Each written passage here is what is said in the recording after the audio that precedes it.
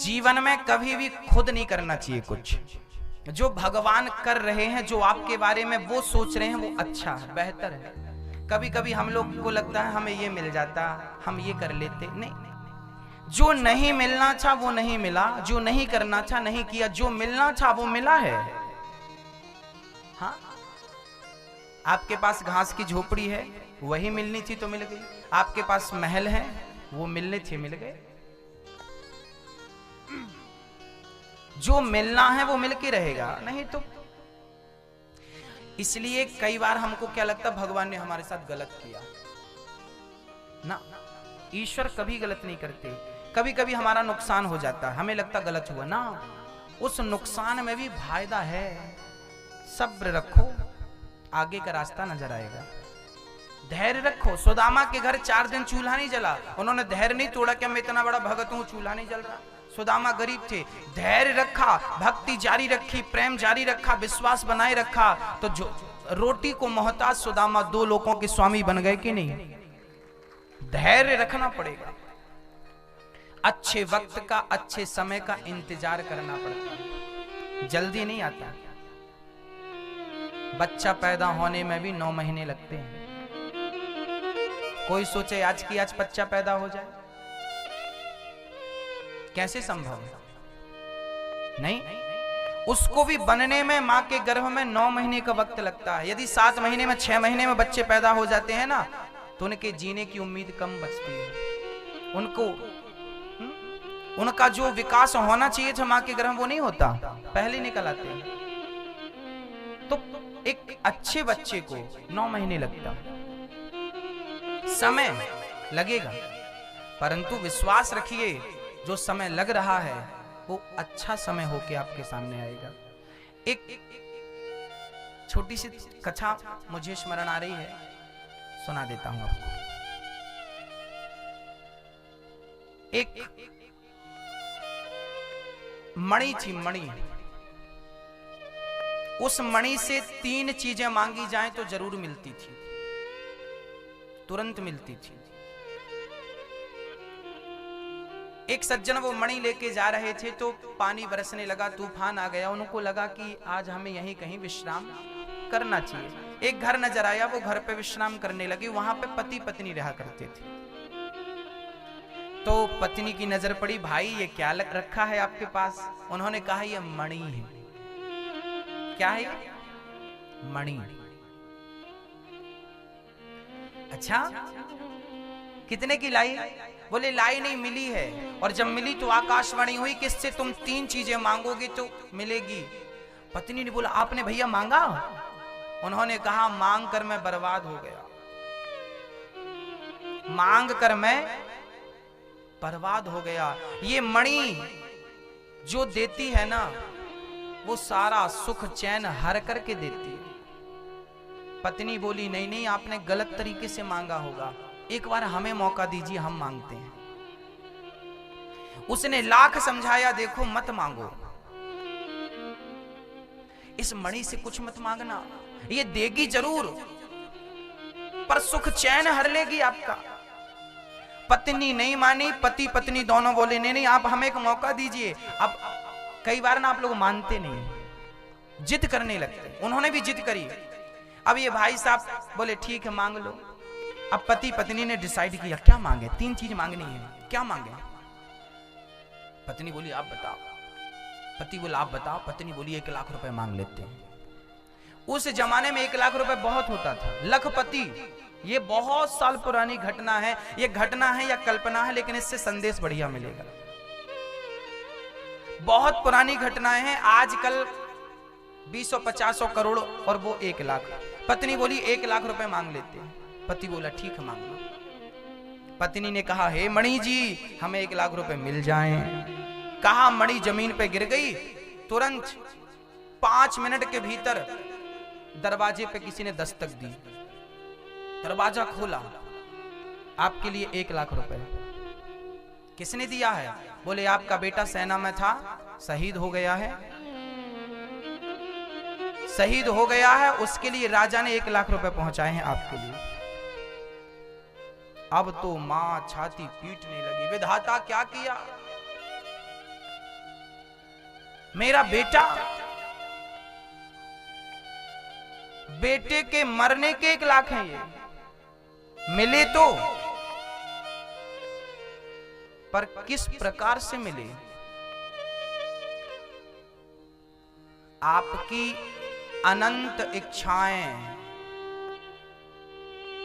आपकी इच्छाएं ही आपके सुख चैन को हर लेती हैं। इस बात पर गौर कीजिएगा।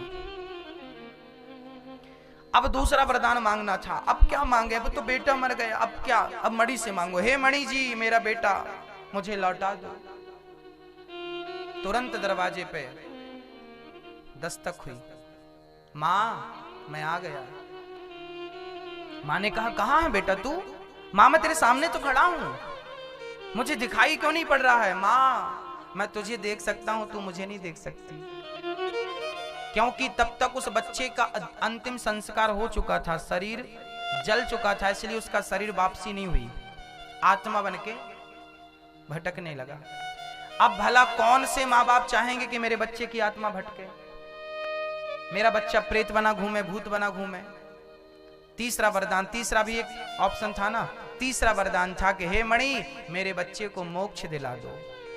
मोक्ष दिलाया, बच्चे का मोक्ष हो गया। 3 इच्छाएं जो थी खत्म, ऑप्शन खत्म। 1 लाख रुपए रख लो अपने पास। हाँ भैया मैया जी, आप ये मत कहिए कि हमें दे दो, आप भगवान से ये कहा करिए, भगवान जो आप हमें देना चाहते हैं, जो हमारे लिए अच्छा हो वो हमें आप देना। हम नहीं मांगेंगे कि हमारे लिए, कभी कभी हम जो मांगते हैं, कभी कभी बच्चा जिद करता हमें गर्म दूध पिलाओ, उबलता हुआ दूध पिलाओ। क्या पिलाओगी आप? बच्चे को उबलता हुआ दूध कौन सी माँ पिलाएगी? पिलाएगी ठंडा करके। बच्चे को पता नहीं कि क्या सही है क्या गलत है। बच्चा तो आग की भट्टी की ओर चला जाता है, उसे पता नहीं कि यहाँ खतरा है, चला जाता है, उसे पता नहीं चलता क्या सही क्या गलत है, पर उसे पता है कि क्या सही क्या गलत है। इसलिए कहता हूँ कि आप कुछ मत मांगिए, बस भगवान से ये कहिए कि विधाता जीवन में मुझे वो देता चल जो मेरे लिए सही है, बस वो देता चल। मुझे नहीं पता कि मेरे लिए क्या सही है और क्या गलत है। मुझे नहीं पता, इसलिए भगवान से क्या मांगना है क्या नहीं मांगना हमें नहीं पता, क्योंकि हमें प्रेजेंट पता है, फ्यूचर पता नहीं है। हम आज को देखते हैं, आज को जानते हैं, कल को नहीं जानते, पर कल को वो जान रहा है ना। इसलिए जो कल को जानता है उसको सब दीजिए और कह दीजिए कि अब सौंप दिया इस जीवन का सब भार तुम्हारे हाथों में है, जीत तुम्हारे हाथों में है, हार तुम्हारे हाथ। आपकी जरूरत से ज्यादा इच्छाएं कहीं आपके सुख चैन को समाप्त ना कर दें। एक बार मैंने सुना कि एक माँ बाप ने अपने बच्चे से कहा कि बेटा कम से कम 99% लेके आना। प्रेशर दिया बच्चे को, लाना लाना लाना लाना लाना, बच्चा नहीं ला पाया, उसे लगा नहीं लाया अब कैसे मुंह दिखाऊं, आत्महत्या कर ली उसने, मर गया। एग्जाम के जब रिजल्ट आपने देखे होंगे तब ये केस अक्सर देखने को मिलते हैं। माँ बाप का टॉर्चर, माँ बाप की इच्छाएं बच्चे की जान ले लेती हैं। आपकी इच्छाएं बच्चे की जान ले गई कि नहीं? कि आपको 100 नंबर की कामना थी, बच्चे को अच्छे परसेंट से आप देखना चाहती थी, उस पे उसके दिमाग पे प्रेशर बना, मर गया कि नहीं? आपकी इच्छाएं, कभी ये मत कहिए कि हमें ये चाहिए। हाँ, कर्मण्येवाधिकारस्ते गीता कहती, अच्छा कर्म करते जाओ, अच्छी परवरिश देते जाओ, अच्छी शिक्षा देते जाओ, अच्छे संस्कार देते जाओ, फल भगवान पे छोड़ते जाओ, वो जो करेगा बढ़िया करेगा आपके लिए। अपनी जिद त्याग दीजिए। कभी कभी आपकी जिद के कारण आपका सर्वनाश हो जाता है, कभी कभी आपकी जिद के कारण आपके घर पे आग लग जाती है। मत करिए जिद, वो अच्छी नहीं है आपके लिए, आपके स्वास्थ्य के लिए, आपके परिवार के लिए, फिर भी कर रहे हैं। यदि मिलेगा, मेरी 5 किलो वजन उठाने की क्षमता है, 10 किलो लाद देंगे तो मर नहीं जाऊंगा। आपके भाग्य में जितना था मिल गया, उससे ज्यादा इच्छाएं कर रहे हो आप तो वो नुकसान देंगे। संतोष नाम की कोई चीज है कि नहीं? जब आवे संतोष धन सब धन धूरी समान। जो विधाता ने दिया बढ़िया है, मुझे मजदूर बनाया ना, शायद मैं इसी के लिए पैदा हुआ हूं। ठीक है, ईश्वर की मर्जी में समझौता क्यों नहीं कर लेते? मैं मजदूरी करता हूं, ठीक है भाई, मैं मजदूर हूं, खुश रहो ना अपनी लाइफ में। मैं डॉक्टर हूं, ठीक है, खुश रहो। इंजीनियर हूं, हाँ हाँ खुश रहो।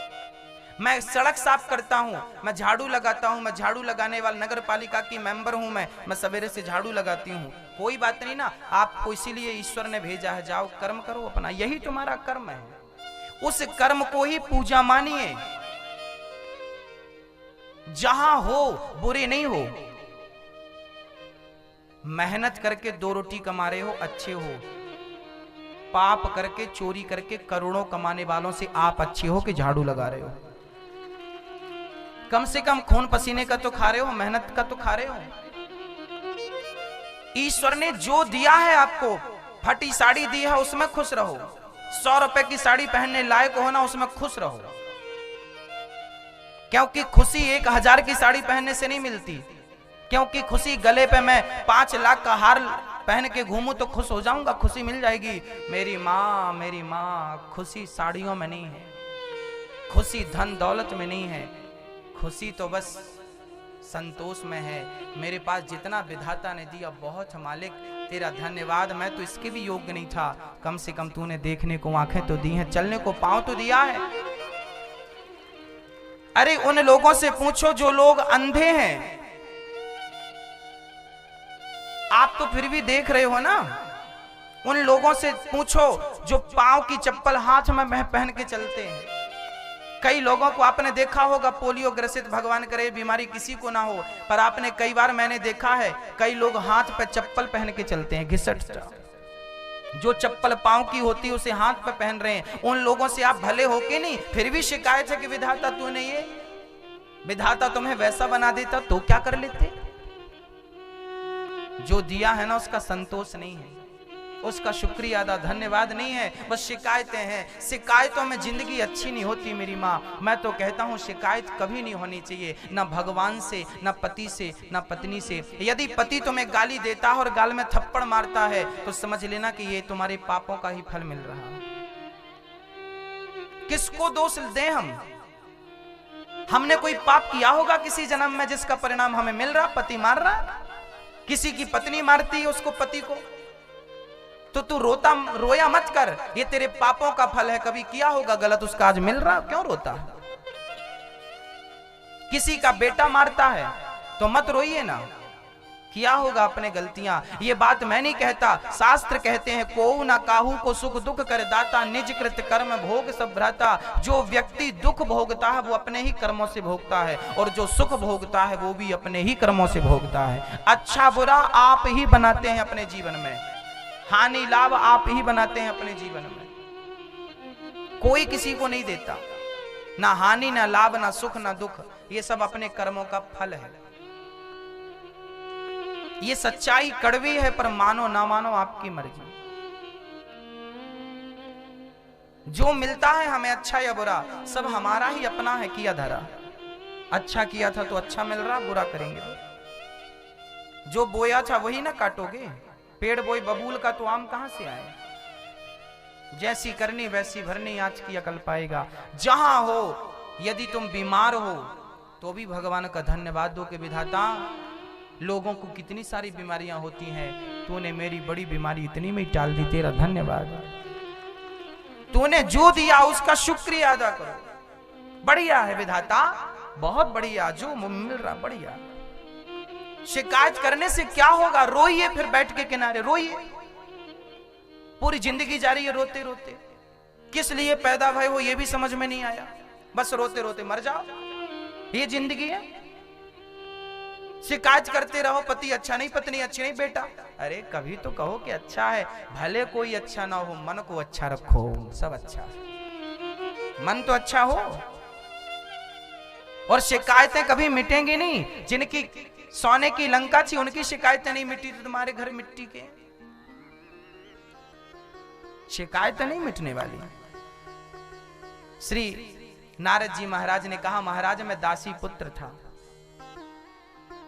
मेरी माँ बर्तन धुलती थी घर घर,